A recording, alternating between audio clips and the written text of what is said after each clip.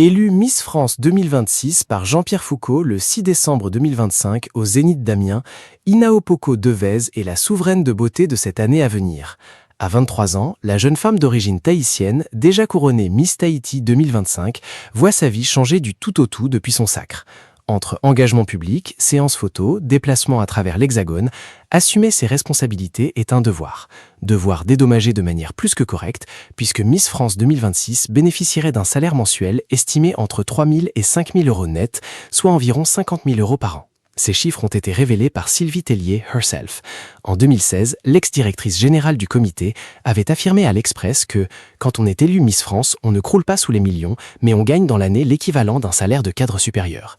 Mais cette rémunération n'est qu'une partie des avantages liés au titre.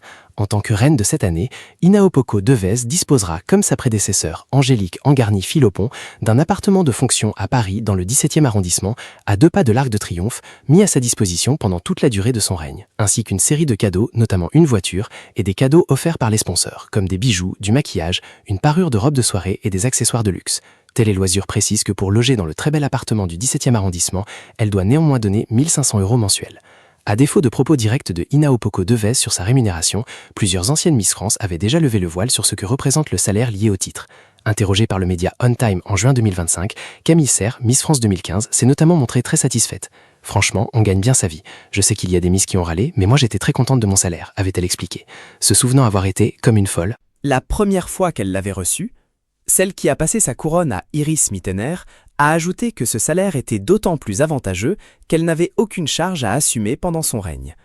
Je n'avais pas de loyer à payer, tous les midis je mangeais au restaurant, je n'avais rien à payer donc c'était vraiment de l'argent de poche.